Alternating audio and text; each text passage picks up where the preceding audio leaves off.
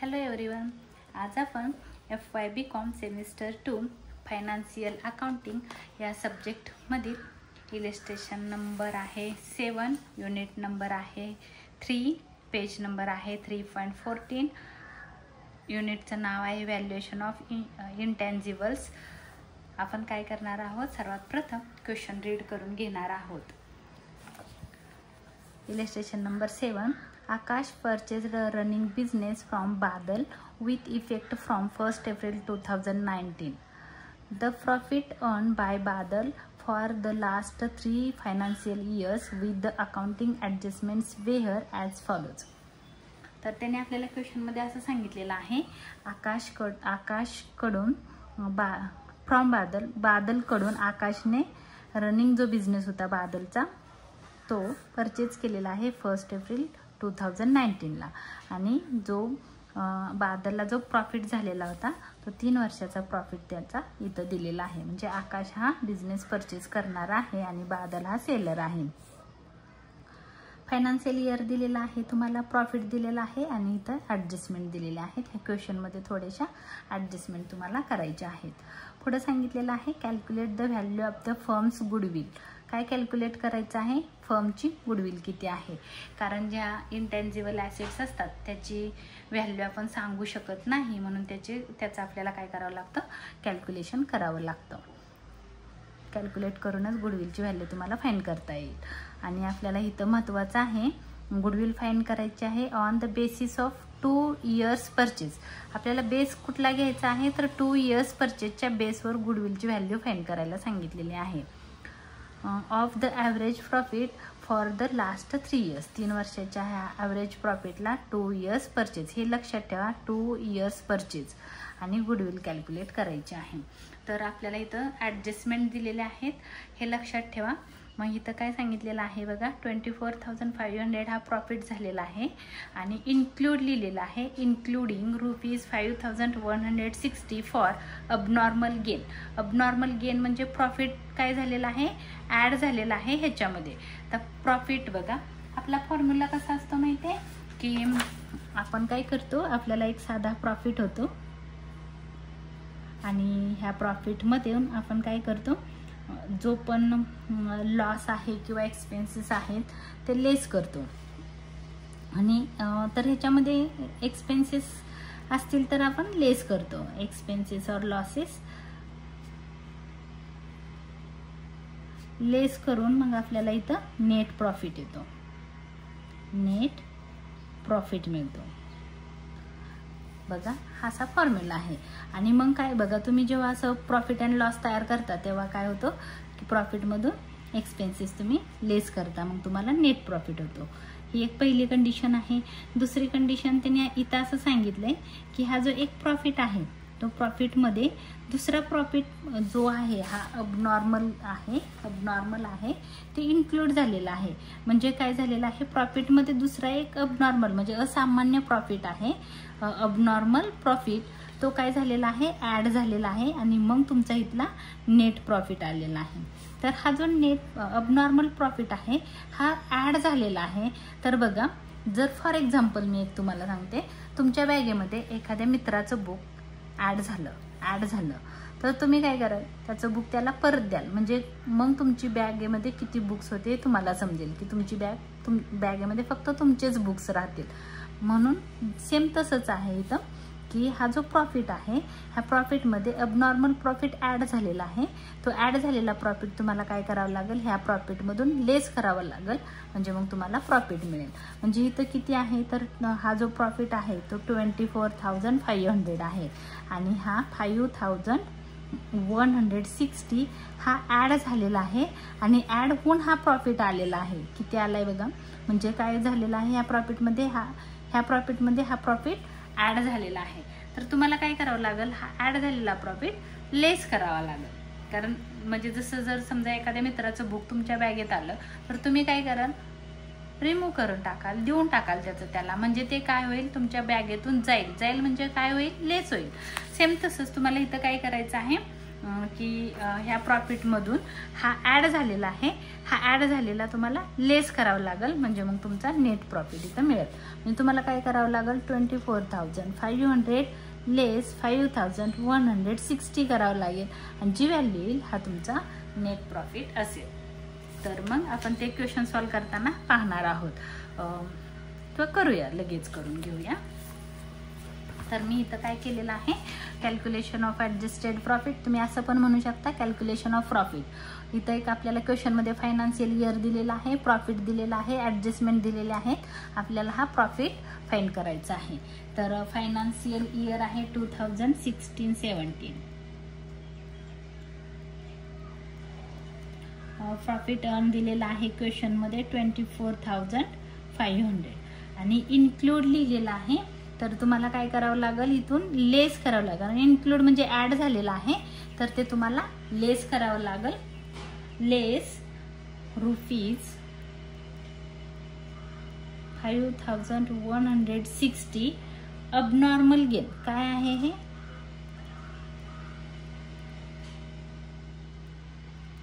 Abnormal gains म्हणजे हा profit आहे. तर प्रॉफिटमध्ये प्रॉफिट ॲड झालेला आहे. तर प्रॉफिटमध्ये प्रॉफिट ॲड झाला आहे आणि तो पण अबनॉर्मल आहे, म्हणजे असामान्य प्रॉफिट आहे. म्हणून तो आपण काय केलं, लेस केला. म्हणजे तुमची व्हॅल्यू किती येणार आहे बघा, 24,500 मायनस 5,160, म्हणजे आन्सर येणार आहे तुमचं 19,340.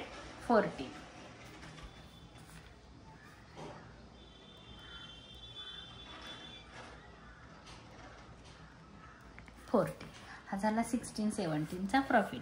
आता आपल्याला घ्यायचा आहे 2017-18 नेक्स्ट इयर.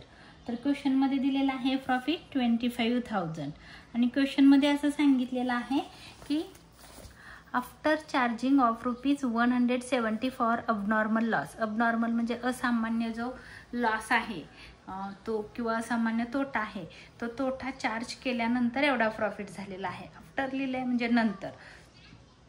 नंतर म्हणजे काय, तर आफ्टर म्हणजे आपण म्हणतो ना नंतर, म्हणजे लेस झाल्यानंतर. तर इथं आफ्टरचा अर्थ आहे लेस. लेस केल्यानंतर, लॉस लेस केल्यानंतर एवढं झालेलं आहे. तर इथं आपण काय करायचं आहे, इन्क्लूड म्हणजे ॲड झालं की आपण लेस केलं, तसं इथं आफ्टर म्हणजे नंतर. तर हे आहे लेस. तर लेस म्हणजे हे तुम्हाला ॲड करावं लागेल. हे काय करावं लागेल, ॲड करावं लागेल, म्हणजे मग तुम्हाला प्रॉफिट मिळेल. म्हणजे बघा, अबनॉर्मल जो लॉस आहे तो काय केलंय, मायनस केल्यानंतर तुम्हाला एवढा प्रॉफिट झालेला आहे. क्वेश्चनमध्ये त्यांनी असं सांगितलंय, अबनॉर्मल लॉस दिल्यानंतर 25,000 हा प्रॉफिट झालेला आहे. तर मग हा दिल्यानंतर जो लॉस आहे तो मायनस करून प्रॉफिट झालेला आहे 25,000. मग आपल्याला काय करायचं आहे की जो प्रॉफिट आहे तो शोधायचा आहे. कसा शोधणार तुम्ही, तर हा आफ्टरचा अर्थ आहे नंतर, म्हणजे हे नॉर्मल लॉस लेस केल्यानंतर एवढा प्रॉफिट होतो. आता बघा, आपला फॉर्म्युला तसाच आहे. आपण काय करतो, प्रॉफिट लेस करतो एक्सपेन्सेस किंवा लॉसेस आणि मग आपल्याला नेट प्रॉफिट येतो.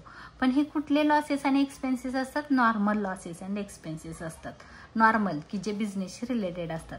हे बिझनेसशी रिलेटेड नसणारा लॉस आहे तो लेस केला गेला आहे. आपला तो अबनॉर्मल आहे की जो बिझनेसशी रिलेटेड नसतो. म्हणून काय करायचं आहे, प्रॉफिट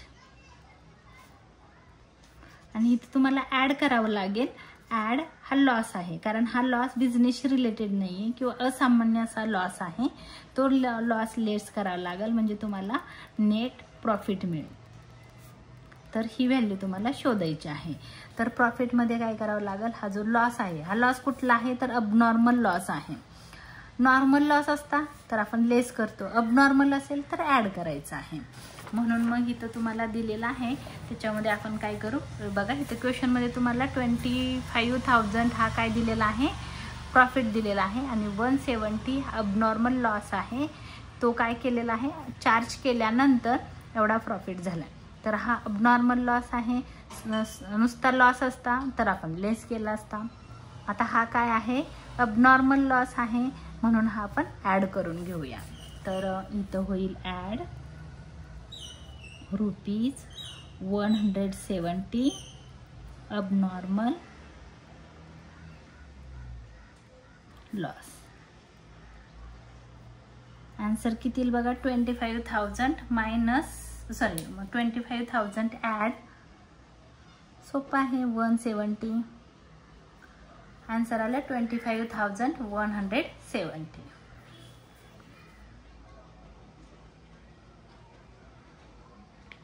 आता नेक्स्ट इयर आहे 2018-19. क्वेश्चनमध्ये दिलेला आहे 18-19ला 33,900 हा प्रॉफिट आहे आणि सांगितलं excluding 3,410 as building insurance premium now to be insured. म्हणजे ते काय केलेलं आहे, त्याच्यावर इन्शुरन्स उतरवलेला आहे, बिल्डिंगवर इन्शुरन्स घेतलेला आहे. इन्शुरन्स प्रीमियम म्हणजे विम्याचा हप्ता तुम्ही हा एक्सक्लूड म्हणजे वगळलेला आहे किंवा सोडून तुम्हाला हा प्रॉफिट झालेला आहे. आता थोडंसं बघा, आता जो इन्शुरन्स प्रीमियम आहे तो भरल्यानंतर हा प्रॉफिट व्हायला पाहिजे.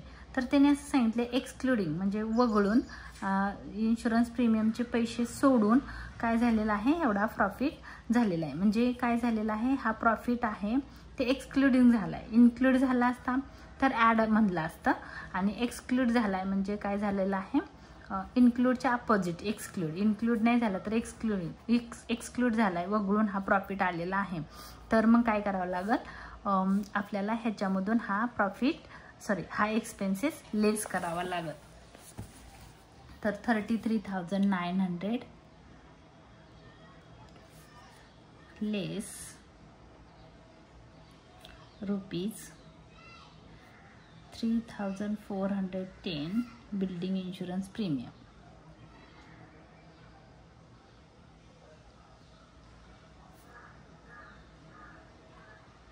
Building insurance premium.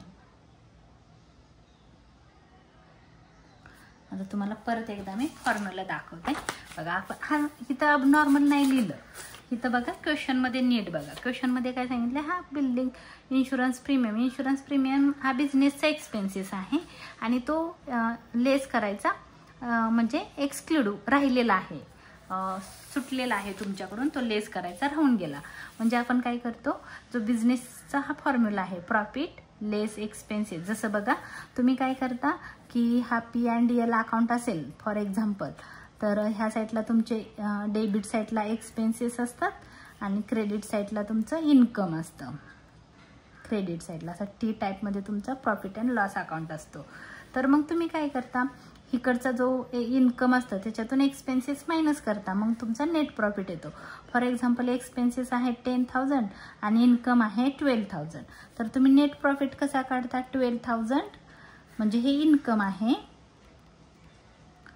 आणि त्याच्यातून लेस काय करता, एक्सपेन्सेस 10,000 म्हणजे येईल 2,000 हा तुमचा NP असेल, नेट प्रॉफिट. मग तुम्ही इथं 2,000 काय लिहिणार आहात, 2,000 नेट प्रॉफिट असं लिहाल.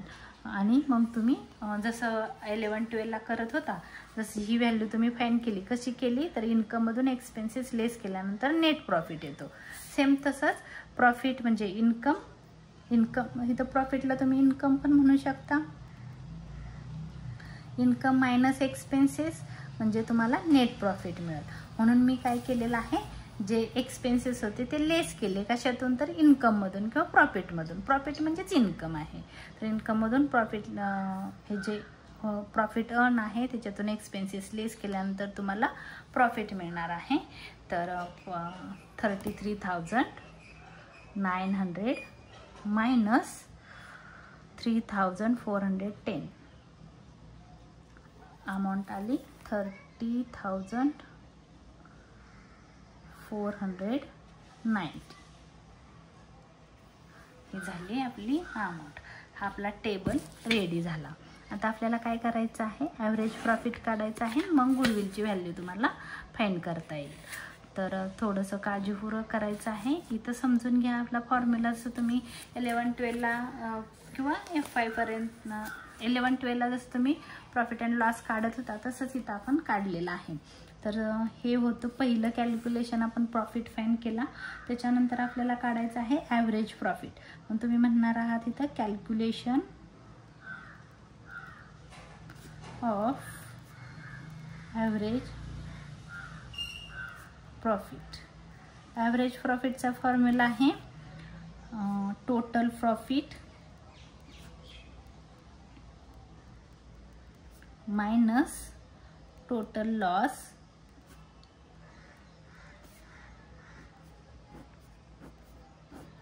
Divide by number of years आहे ॲव्हरेज प्रॉफिटचा फॉर्म्युला. तर आपला बघा टोटल प्रॉफिट इथं आलेला आहे 19,340 plus 25,170 plus 30,490 divide by 1 2 3 divide by 3. Average profit किती वर्षाचा दिलेला आहे 3 इयर्स. आता आपल्याला ह्याची टोटल करायची आहे. ऑलरेडी इथं 30,490 आहे. तिघांचं प्लस करू. प्लस 25,170 प्लस 19,340 75,000 आलेला आहे. मग इथे टोटल प्रॉफिट आला 75,000 divide by 3 years divide by 3 25,000. Average profit आला तुमचा. Average profit is equal to ₹25,000. आता आपल्याला काय फाइंड करायचं आहे तर त्याच्यानंतर तुम्हाला गुडविल फाइंड करायचे आहे. 3 नंबरचं कॅल्क्युलेशन आहे calculation of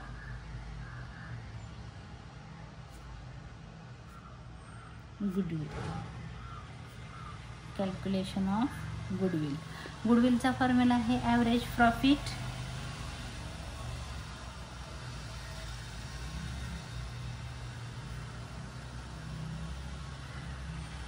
into number of years purchase. Average profit आलेला आहे 25,000 इंटू, आता तुम्हाला इथं बघा क्वेश्चनमध्ये सांगितलेलं आहे 2 इयर्स परचेज. 2 इयर्स परचेज म्हणजे इंटू 2 इयर्स. 25 दुनी 50. 25 2 जा 50 ₹50. ही झाली तुमची goodwill. Therefore goodwill is equal to